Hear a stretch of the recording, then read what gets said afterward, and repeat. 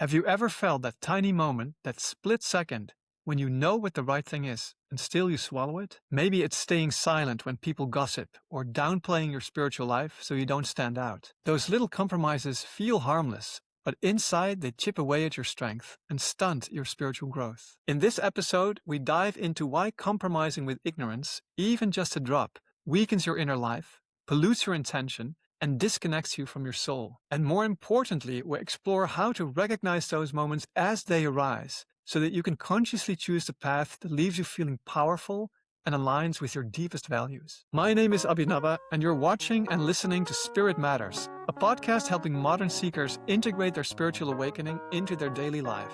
My co-host Vajin and myself are meditation teachers with over 25 years of experience, and every week we tackle a modern spirituality challenge. If you enjoy this content, we really appreciate it if you can help us out by rating us in your favorite podcast app, leave a comment, and subscribe.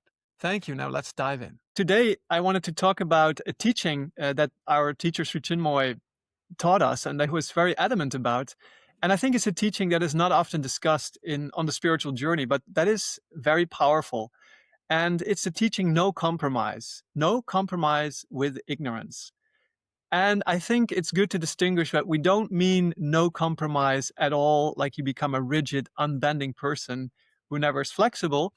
But it's very important to notice that it's not to compromise with darkness, with ignorance. And Sri Chinmoy, time and again, wrote many poems and aphorisms and also talked about this idea that we should not compromise with ignorance. And we live in a day and age where I think this kind of gets lost sometimes in society at large. And I think it's important to talk about it and why it is so important in the spiritual journey. So Vajin, why do you think that Sri Chinmoy emphasized that teaching so often? No compromise with ignorance.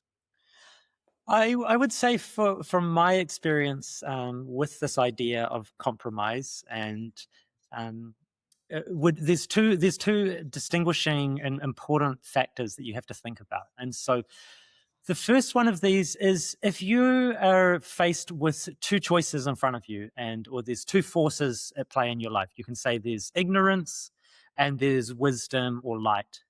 And if you are making a decision or you have something important to deal with and you are making compromises, you're thinking, oh, well, I'll just compromise. I'll do what's going to be easiest in this situation. It's going to make my life flow more easily. It's going to take away some conflict. It's going to remove some difficulties for me.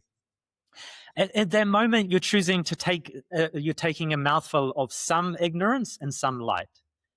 And that's a really bad mixture because the ignorance or the lack of light or the lack of wisdom is always going to pollute like if you're having a drink of water and you think, oh, well, I'll just mix in half dirty water. So I have some clean, pure, fresh water, and then I'll just put a little bit of dirty water in there.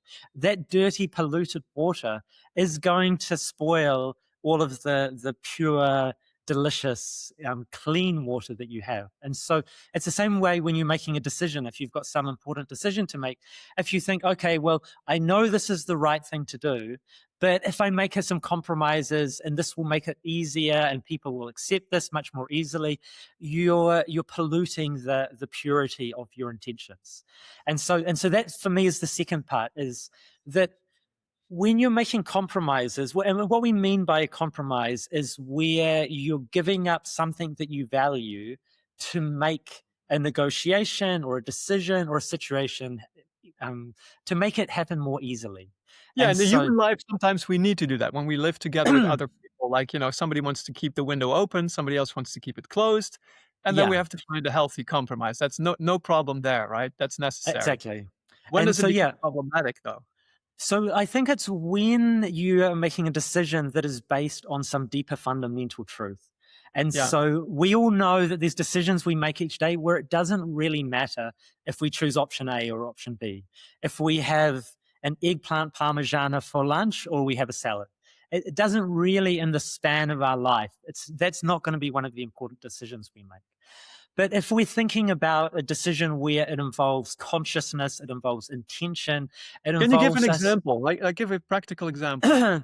So if we're dealing with someone else And we can see that there's going to be a decision that we could make that will make our lives easier. It will make things, less problematic, but it goes against some spiritual truth.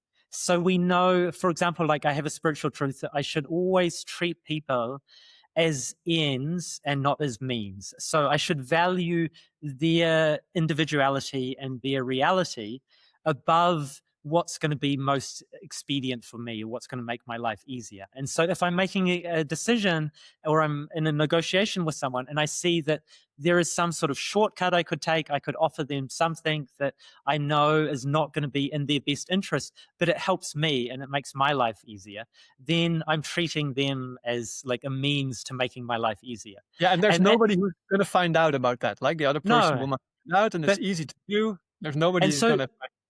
And so, yeah, if I've decided that my value is that I want to treat each person as a portion of the divine, and I want to treat them as being sacred, and I want to treat their well-being and their happiness and their flourishing as like an end that has inherent value.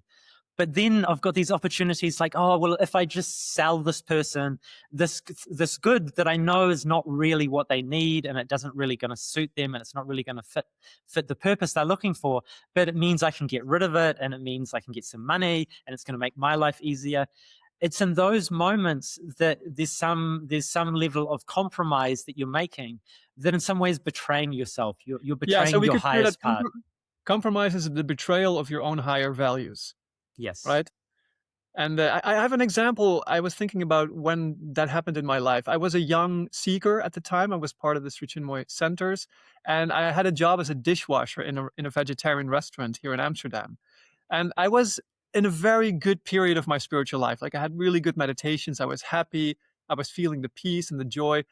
And when I was doing my job, I was smiling a lot. I was not really conscious of that. But, my coworkers who were maybe not living the spiritual life, they noticed. And there was a woman who came to me after a couple of weeks of me working there. And she said, "You're always smiling. You seem so very happy. What's your secret?" And at that time, I just should have said, well, I live a spiritual life. I meditate every day. But I was too shy or too insecure to really stand for my spiritual life. Because in those days, it was not as mainstream meditation as it is now. And it was sometimes frowned upon. And I was still a little bit insecure about it. So I just said, I just made up some other answer. I made up some weak Mm, excuse. Oh, I'm just feeling happy today, or I have a good day.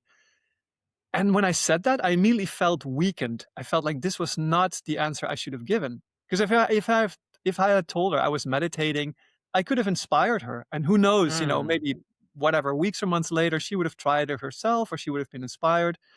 So I lost an opportunity there, but also I felt really weak. And this incident, it followed me for months. Like I was feeling all the time, I was like, oh, I was feeling so much regret of having said the wrong thing. And I've really felt I was compromising. I was compromising my own truth for like what was more expedient, what was more accepted by society at that time. And it felt really Yeah. weak. I think that's what it makes you weak when you do that. Yeah, and I think that's always a great way to judge if your actions are in tune with the highest and the best part of yourself is when you take a stand for your own divinity and your own highest self, you never feel weakened by that and you never feel ashamed. You always, when you actually take the step, like there may be some level of social pressure or there may be some apprehension on your behalf before you take the step. But whenever you actually do take that step and say, no, no, I'm going to choose to be like unapologetically true to myself and my spiritual nature, then people really respect that because they feel there's not that weakness. And you feel it as well. You feel that there's some solid strength behind it. And it's one of those things that it's this fear of the potential outcomes. It's like you're worrying about things that have not happened yet. And that's always one of the signs that you're not in alignment with truth and divinity when you're paying more attention to things that actually have not happened. Like, oh, what will people think? Or what will people say? Or all of these hypothetical situations that your mind is creating. But it's And also the challenge of living a spiritual life is that sometimes you are called upon to stand for your truth, and you never know yeah, when that's going to happen. And it feels yeah, frightening because you may lose the appreciation and acceptance of the world around you. So you may yeah, stand out at that time. So there's this fear of I guess it's a tribal fear because we're yeah, social animals that we're not part of the group anymore. But Yeah. that's the moment we have to be. I think that's why it's so important to remain present and to remain really aware and to recognize when a moment like that is coming up and to really stand for our truth at that time. And Yeah. then I think we'll feel so proud of ourselves when we do that. And it's much better to practice that moment in the low stake moments of your day to day life Mm, than to wait for the big moment and think, oh, at the big moment, then I will be ready. Then I will yeah, say, yes, I take a stand for divinity. If you do that, there's always the risk that you won't be ready because you haven't practiced it. And so much of life is this habitual practice that we do every single day. That we're mainly doing it unconsciously. And through the spiritual life, we're trying to bring consciousness into the habitual daily practice of life because every moment there's choices to make. You've been called on to take a stand for one thing or another. And if you can get used to and practiced in your day-to-day life and every moment of trying to be in alignment with the best part of yourself, then when the big moment comes, you're going to be fully ready because you're like, okay, I know this moment. Like I've yeah. done this before. I've stepped through it. But when you're always putting it off and thinking, I'll take a stand for my spiritual life next week. Or maybe actually after Christmas will be easier. Once we've got through the Christmas rush, then I will definitely take a stand for my spiritual life. Like I think that's a very dangerous approach to take. No, I had a big moment like that when I was in the acting school. This was not perhaps not long after this first moment I just described. Again, I Yeah, was really doing well in my spiritual life. I was really feeling it, and we had a discussion in one of our classes. I think it was a history class during the acting school lessons, where we were talking about truth. And the teacher was asking, do you believe in truth? We had to answer each individually, and I kind of felt, okay, this is one of those big moments. I now have to tell what I believe. And everybody was saying, well, I believe in truth, but everybody has their own truth. And I was thinking, no, I believe in an absolute truth. I believe in a higher truth. And when my turn came, I just said it. I said, yeah, I do believe everybody may have their own version of truth, but I also believe in an absolute truth. I believe in a spiritual truth. And when I said that, I just felt afterwards a rush of joy, a rush of pure joy going through me. And also, I felt it really inspired my other classmates just to see, because I had such a different perspective. And then they were asking me about my spirituality more and about my meditation. And everything resolved so beautifully. And I also remembered that moment as when, yeah, there you actually did the right thing. You stood up for your values, and it created such a beautiful atmosphere afterwards. and that's really true. That in situations where you have a group discussion going on, and this happens all the time in the world, where you have a group of people together discussing a topic, trying to make a decision, a lot of the time people are saying what they think that other people want them to say. So you're in a group and you feel that there's this pressure to say one particular thing, even though you don't feel that that's actually the best option or it's actually true. You feel, oh, I think this is what other people expect me to say. So you say this. And other people, they come in and they agree with you because they think, oh, I think this is what other people expect to us to decide. And so in a group dynamic, you can often get people making decisions that none of them individually actually even agree with. And so Yes. this is the thing, unless you have someone who actually says, no, no, no, that's actually wrong. Like there's a better way, there's a different way, there's a higher way of looking at this thing. And it's like everyone agreeing with the emperor's new clothing. Like if you Yes. hear that the emperor's new clothing is amazing and everyone's been talking about, oh my God, have you seen his new outfit? It's amazing. And so you get a situation where the group, everyone says, yes, oh yes, no, no, I totally agree that the emperor's new clothing is totally amazing. And it takes just one person to be brave enough to say, but the emperor's actually naked. And then everyone's like, yeah, he actually is. I know he is. And Yeah. it allows everyone to actually see what was there the whole time, but they were pretending that they couldn't see it. So you I did think this is something very, valuable. yeah, this is something important because they say that dictatorships and tyrannies, they start with one lie that everybody Mm, starts rallying behind. And yeah, nobody speaks the truth. And because of fear, because of social pressure, it starts with a lie. And when everybody starts perpetuating the lie, then before you know it, you roll into tyranny. But the yeah. good thing is that it only takes one person to tell the truth, stand for what is the truth that everybody knows.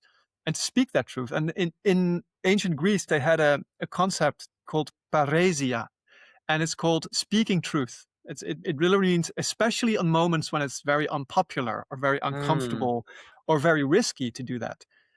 And that's I think also the value of no compromise. When you know something is a blatant lie and you don't say anything, you actually agree with the lie. And that's dangerous. That's a slippery slope, and eventually leads to tyranny. So all these Nazi Germany also started with people just rallying behind the lies and the untruths. And communism, the same thing. The government is your best friend. There's no hunger here. Everybody's happy. And if everybody starts perpetuating that, eventually you end up in a society only where everybody is lying all the time, and that's Yeah. hell. That's like, you don't want to end Yeah. up there. And that one little lie is that one little betrayal that you make of your own truth. Like, this is not true, but you say, for the ease and convenience of my life, if I just agree with this one little lie, then it will make everything, flow much In the more moment, easily. in the moment it does. That's the tricky thing, right? For that But moment, it does make things easier. yeah, exactly. But then the idea perpetuates itself, because it's like, well, I've already betrayed myself around this thing, so what is one more small betrayal?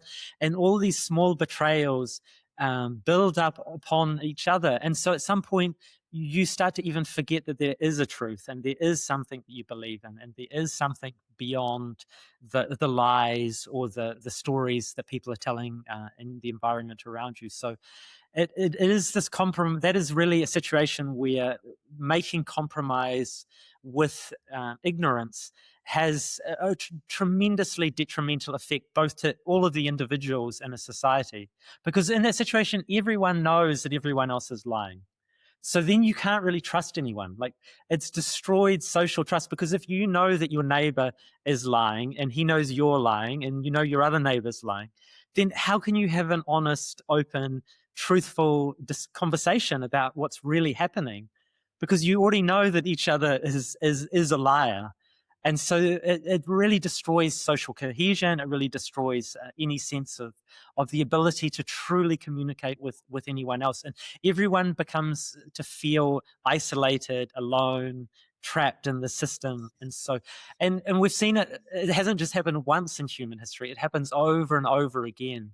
And it's like the idea that history doesn't repeat, but it does. It does. It does sometimes call us during the middle of a podcast. I got a call there. History doesn't repeat, but it does rhyme. History doesn't repeat. It doesn't repeat, but it does rhyme. Well, there's another great one that says, history doesn't repeat, but people do. So people act out the same sets of behavior that caused problems in the past.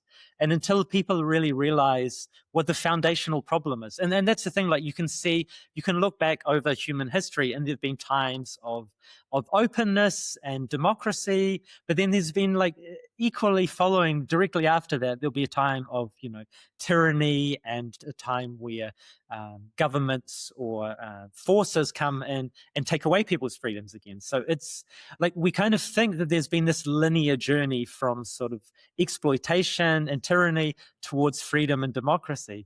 But it has been in no way a linear journey. Like, there have been periods thousands of years ago where there was, levels of freedom and democracy, and then immediately followed by times of tyranny and repression.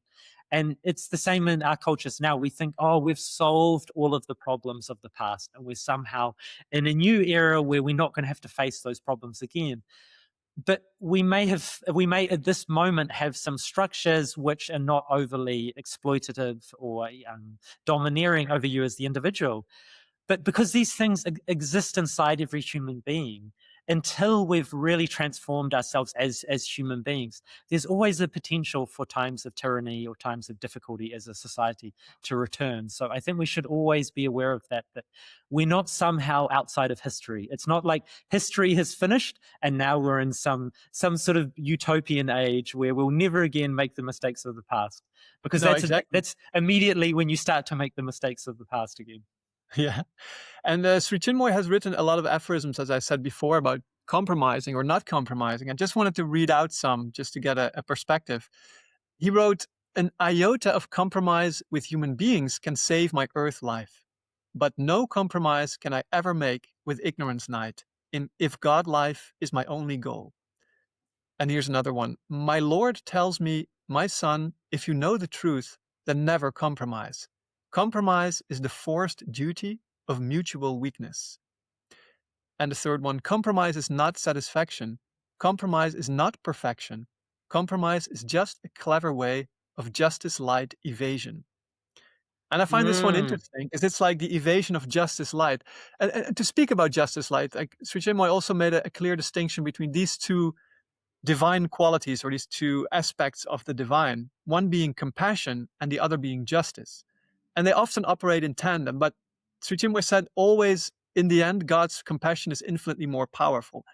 But sometimes God has to act with justice. And so I feel that is the time when also, God's justice can act through us, when we feel we have to speak up for our deepest truths.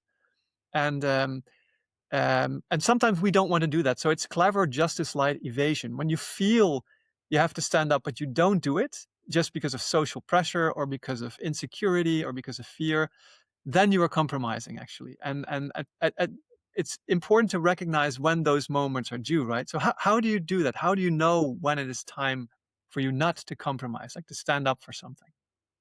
Yeah, I think it's understanding the types of decisions that are important and the types of decisions that are everyday decisions that will be repeated over and over again and are not going to have any lasting impact. And for me, it always comes back down to what is the intentionality that I'm bringing to the decision. If the decision is just a very simple daily decision that we have to make, whether we go to one place or we go to another place, whether we have lunch with this person or have lunch with that person, whether we do one particular activity or another particular activity, we kind of know that these are low stakes decisions, and these decisions do not rely on the deepest and most transcendent parts of our being. And so we can make those decisions. I think we can take those decisions much more lightly because we feel as though that if we allow the natural flow of things to occur, we'll choose one thing or another, and it's not going to have a lasting impact. But when we feel the decision has an impact and a ramification beyond just the present moment, when we get that sense that excuse me, when we get the sense that some deeper part of our being is being called into play in the decision making. Like if I'm deciding, to have lunch at this cafe or that cafe, is like the deepest part of my being doesn't need to come into play every single time to tell me, okay, this cafe is going to give you a more, beautiful experience than that cafe. We can use our quick intuition and just decide, okay, I go here. But in certain moments when we are talking to someone or when there's a situation we find ourselves in and there's a decision to be made, suddenly we feel that there's some deeper part of our being that suddenly is waking up and paying attention. There's some part of us that's saying, oh, okay, this is a moment. And when we're not really present, we will often miss that moment. We won't pay it its proper due, and we will just make a decision like, okay, I'll just go here because it's just like, okay, just like I'm just going to get a sandwich for lunch. Okay, I will just say this thing, or I'll just agree with this person, even though I know it's not what I truly believe. And that's when meditation really comes into play, because meditation is the mindful awareness in our daily to-day life. It gives us access to that mindful awareness. And you will have a moment before your mouth opens or before you speak or before you act where you get a sense, oh, okay, this is not like all of the other decisions. This moment is, I'm being called on to make a stand, make a decision, say, what do I really value? Because many people say that they value the spirit, they value the soul, they value divinity, they value this, they value that. But if you actually look at someone's actions on a day-to-day basis, I think on some deeper level, that really tells you what someone values. So if someone says, oh, I really value this spiritual practice, or I value my meditation, but then you see for a week on end, they never meditated. They got up late, they slept in, they stayed up too late watching TV or, scrolling on their phone. And then they woke up and it's too late. I've got to go to work. And if you looked at that person's life objectively, you'd say, okay, well, does this person tells us that they really value meditation. But if I look at their life, there's no sign, there's no hint of the value of meditation. And I think because there's a cost to act. There's not a cost to say state an opinion on something. I can have 100 opinions on 100 different things, and it doesn't really cost me anything. But for me to actually put something into practice, to actually make an action, to say what I believe, not to just to say it, but actually to live it out, to do the practice, or to take a stand for truth or divinity or righteousness, whatever it is, there's actually a cost in that situation. And so what people choose to spend their time and energy doing, I think that tells us a lot more about what we actually value than what we just say we value or what we tell ourselves in our own stories. Yes, and you talked about making decisions, but sometimes it's not even a decision. It just comes up in a moment when you're speaking with other people. Let's say, for instance, you're at work, it's lunch break, and your colleagues start gossiping about somebody. And if you're a truly spiritual person, gossip is not a good thing. To speak ill of others is actually an inner crime.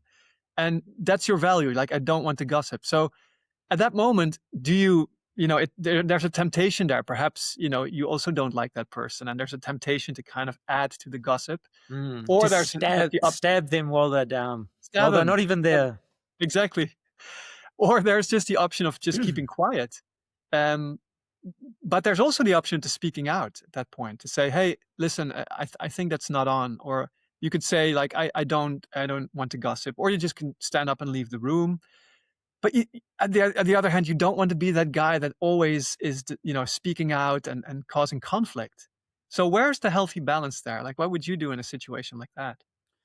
I think the real game that we're talking about here is knowing thyself. If you don't truly know yourself and what you stand for, there's that great saying that a man who stands for nothing will fall for everything. Because whatever situation he finds himself in, he's going to go along with it because he hasn't put down, he hasn't made his mark in the world and said, like, this is what I really value. This is what I really believe. And we're never really encouraged in our society to take time and to actually think deeply and connect with the deeper parts of our being. They're going to allow us to actually start to truly know ourselves and to know that there's some people whose their soul has a tremendous generosity and a tremendous compassion. And so for those people, if they don't truly know themselves and they don't truly spend the time doing the inner work and the inner practice, so doing their meditation, to connect with those deeper parts of themselves, they may keep overlooking that part of themselves. They may not recognize that that's actually some incredibly important part of who they are. And they will miss opportunities to manifest that part of themselves. And those are like the lines that are written for your character.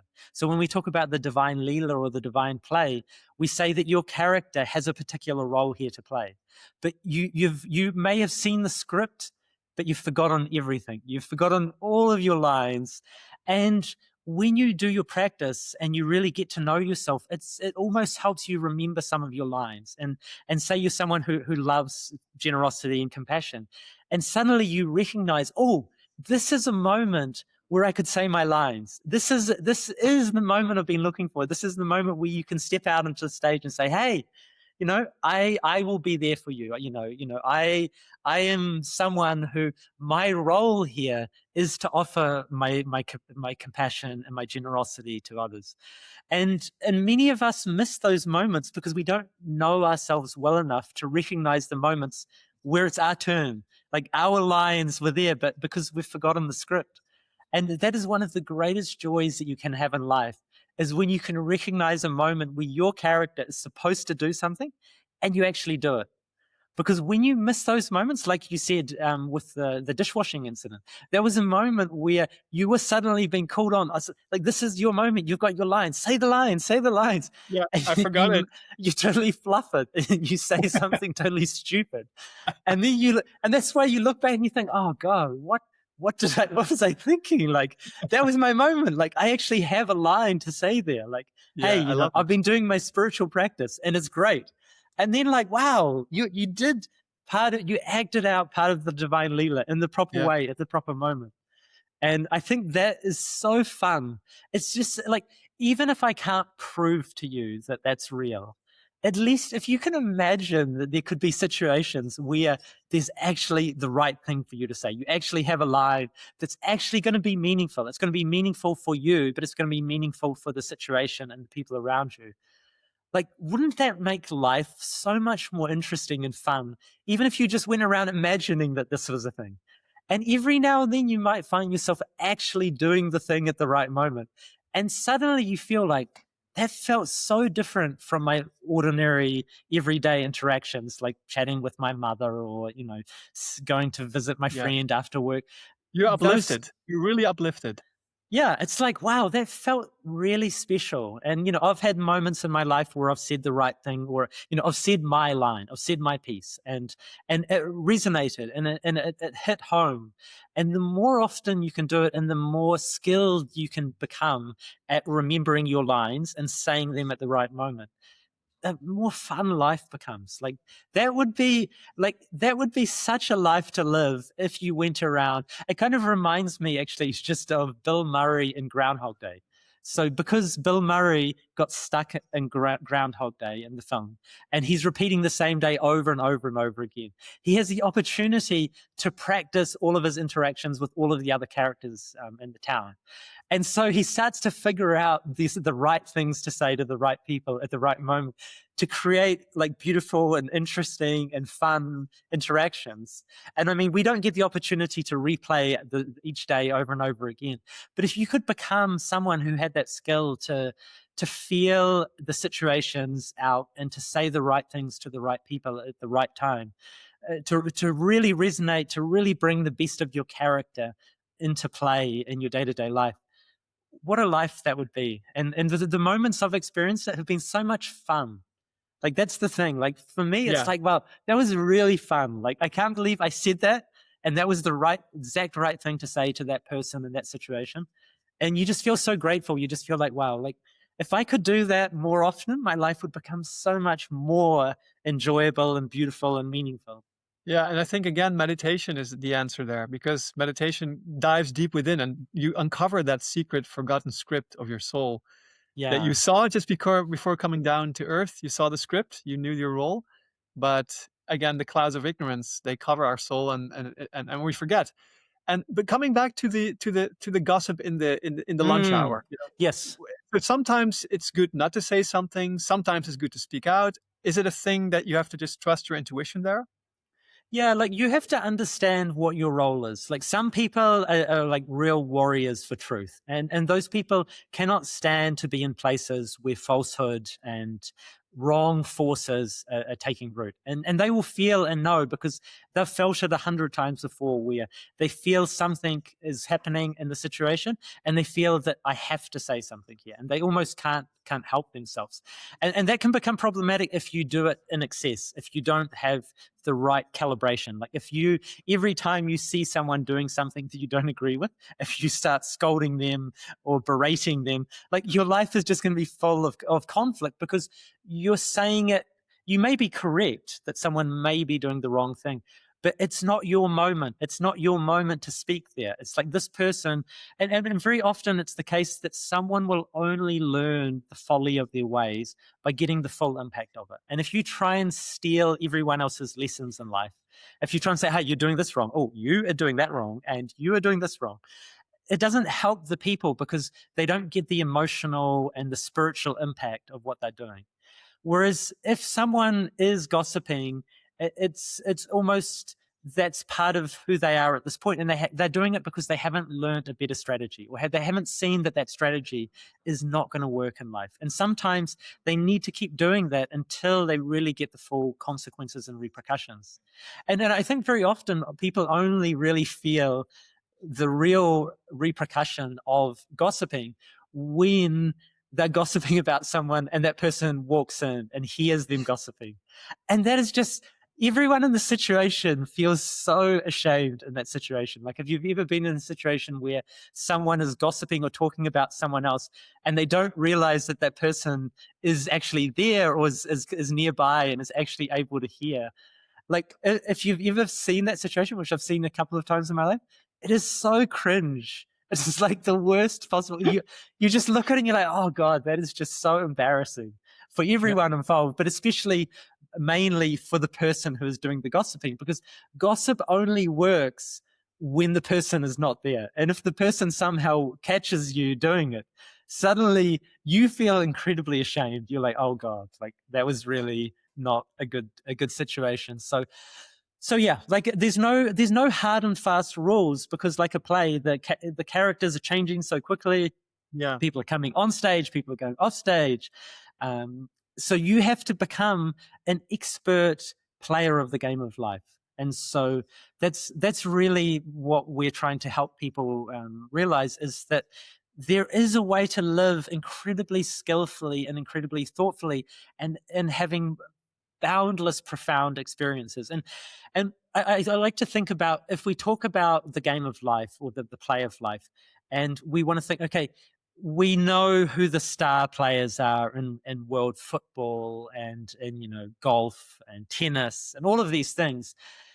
But if we look at the game of life, it's like, well, who are the star players in the game of life? Like, who are the people who've really mastered it to the highest possible level? And I think for me, I would say that is the great spiritual teachers, because the game of life is the most comprehensive game. It includes all aspects. It includes consciousness. It includes action.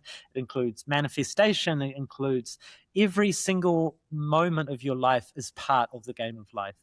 And for me, the spiritual masters have mastered the game of life because they've mastered their own consciousness.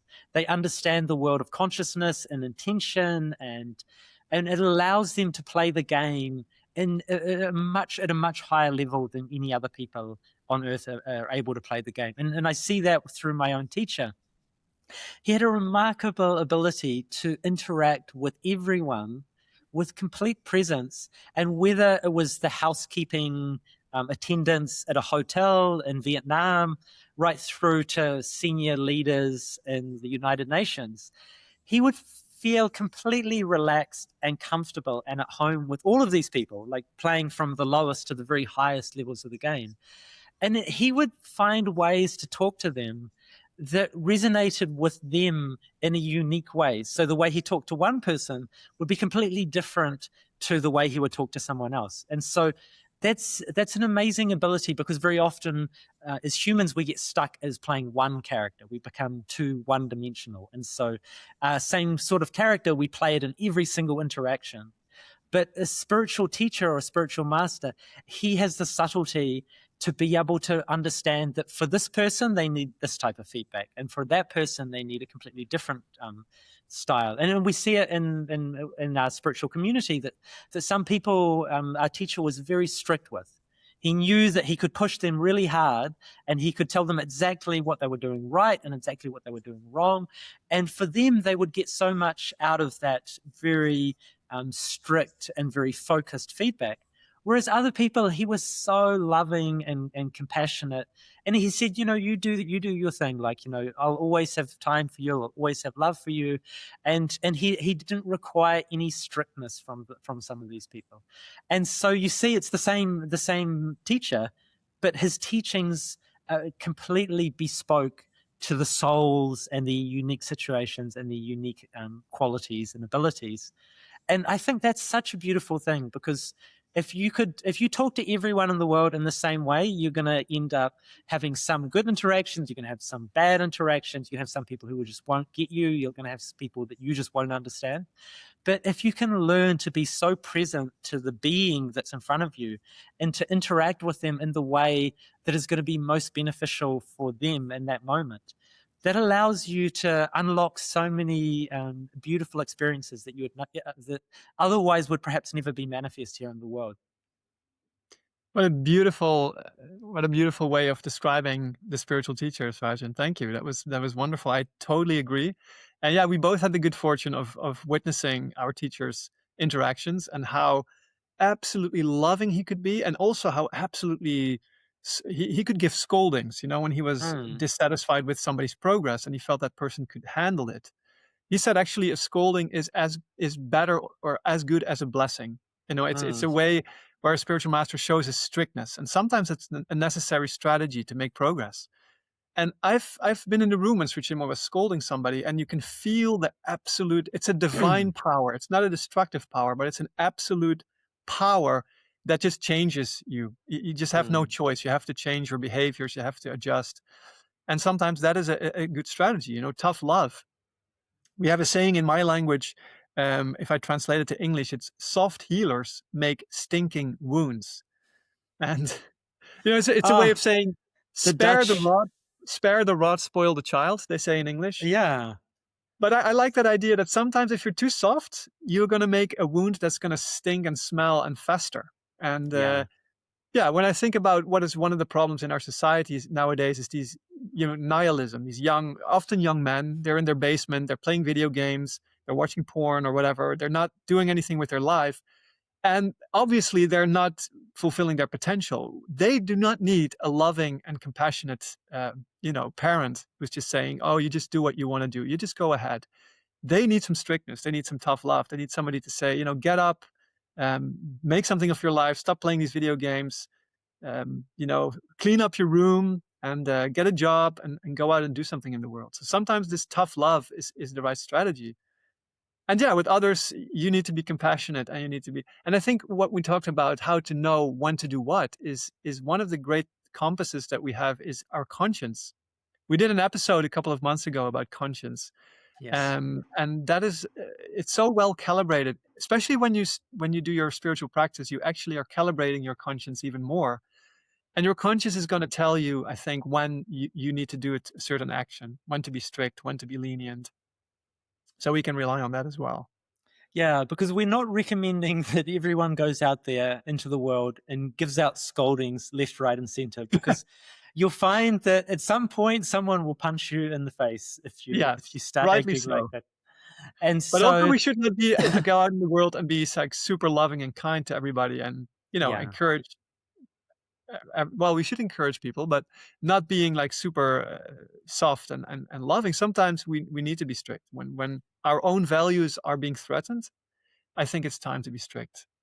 Yeah, and the other thing that I really like about this topic we're discussing is that taking some time and starting to figure out what is the things that are most important to you, what are the qualities or the ways of being in the world that really resonate with you, that you do not want to compromise on these things, and having that clarified for yourself, it allows you to have a lot more freedom in your day-to-day life, because you know the areas that are of most importance to you, and so you can know that when you get into those types of areas, that this is a time to be serious and this is a time to really bring your attention to the matter.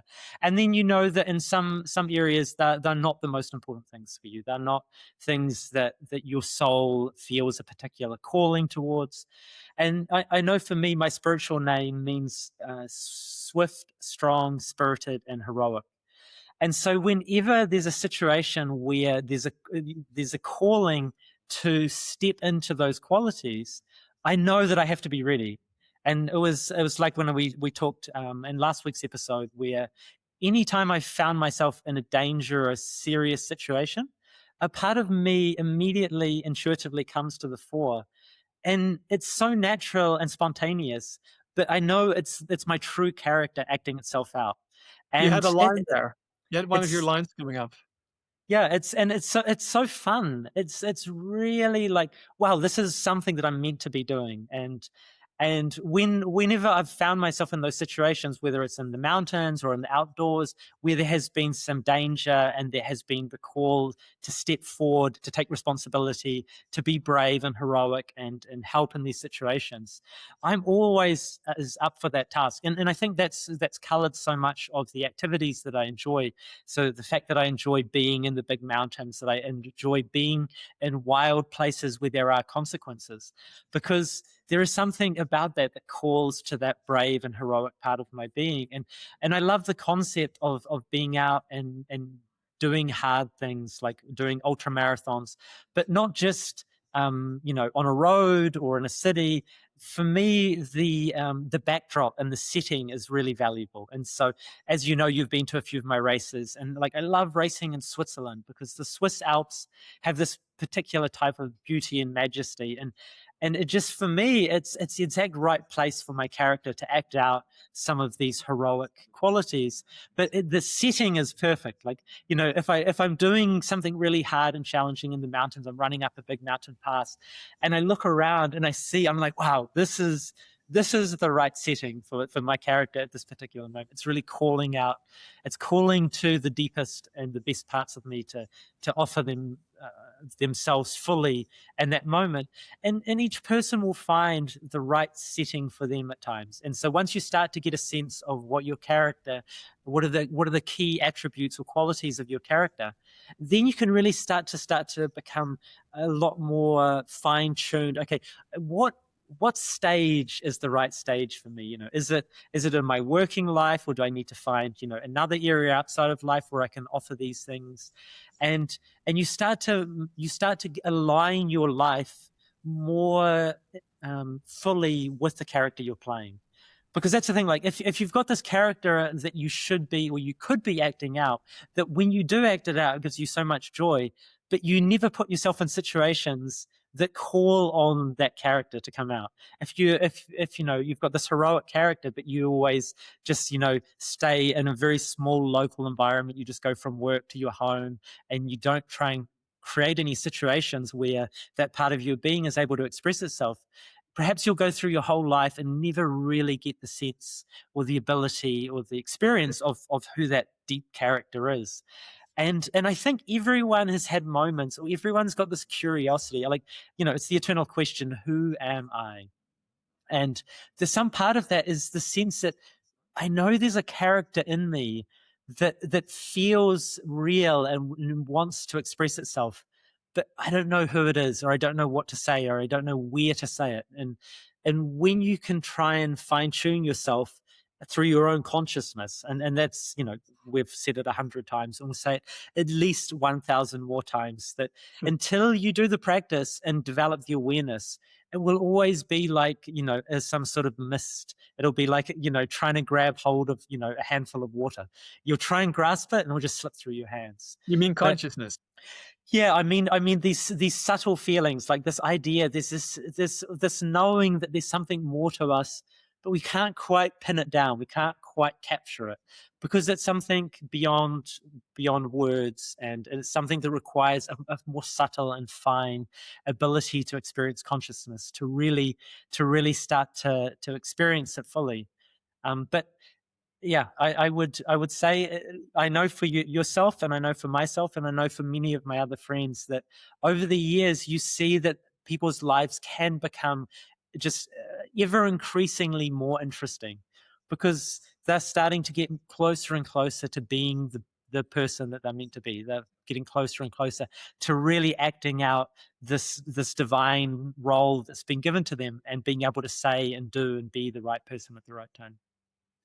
Wonderful. Yeah. And you and me are lucky as well that we received spiritual names from our teacher. And so that's another, example of how Sri Chinmoy really saw the uniqueness of each individual. He would meditate on you when you got your spiritual name, and he would give it out, and it would be exactly the qualities that are embedded in your soul. So the soul, they say the soul has all qualities, but there will be one or two qualities that will stand out. So, for you, it's the heroism, the spiritedness. Swiftness, I don't always see that. Like when I have to wait for you to go out the door, the swiftness You're thinking of totally the wrong type of swiftness. it takes It's like, it takes you 10 minutes to get ready, and I'm already, with my shoes on, ready to go out running. And I yeah, have to wait another you're minutes. already riding your bike off down the road, and I'm Exactly. pedaling frantically Oh my trying to gosh, catch you have up. to wait so many hours and hours of waiting. But no, I'm sure it's meant in a different light. Yes, exactly. But yeah, so in my case, it's ever new. That's my quality. That's what Chinmoy gave me. And I can, when I told my mother that, she said like, wow, that is so you. She immediately recognized that. Yeah. And I think that's true. I do like new things. And when I go through my life, I can see that is a recurring theme in my life. So we're very lucky that we have been given these keys to know more about our character. That's a real treasure that we've been given. But even if you don't have a spiritual name, you can get these things from your deep meditation without fail. Like you can get a real intuitive sense of who you are just by things that start to pique your interest. I think whatever inspires you, this word inspiration is very important because it's connected with resonance. Things that resonate with you will automatically inspire you. And these are things that are important for your role and for your progress through life. So deep meditation. And to come back to our theme of today, to kind of wrap it up, no compromise. I think it's also important in the beginning of your spiritual journey, when you are starting out, that you are still made up of ignorance and light. So there's, throughout your journey, you will gradually move more towards the spectrum of light. But darkness is inside us. And so we have to first accept that. It's very important to accept the darkness and not push it away or suppress it. But then to always choose the side of light consciously. And whenever darkness comes up and tries to tempt you, to say, no, I've chosen the side of light. So these things that before I was indulging in, it could be jealousy or gossip or doubt or fear, now they are beneath your dignity. It's like to have some divine dignity, to really identify yourself with the spectrum of light and divinity, and to feel that these behaviors and they no longer serve you. And it's now important to really separate yourself from them, accept them, not judge yourself harshly because of them. And then just to keep focusing on light. And like we've also said hundreds of times before, and we will say 1,000 more times, is that the best thing to illumine darkness is just to switch on the light. To get an electrician into the room, you switch on the light and the darkness is illumined. So, the analogy goes, we invoke the light of our soul during our deep meditation, and that will illumine the darkness. Yeah, I 100% agree. So lovely. I think that's it for today's episode. Then we'll wrap this up. Thank you so much for staying with us, dear listeners. And we really appreciate you. And we also appreciate it if, in good podcasting fashion, you can rate us in your favorite podcast app or leave a comment, especially when you watch this on YouTube. We really value the comments. It's going to help us with the algorithms. And we'll see you again next week. Vajin, you are now in India. Yes. Where are you next week? Are you still here where you are now in Delhi? I am still in India. I'm heading down to the beautiful southern parts of India. So that will be my next step in the journey. Okay, well, we'll see you there next week. Thanks, everybody. Bye. Thanks, everyone. Bye-bye.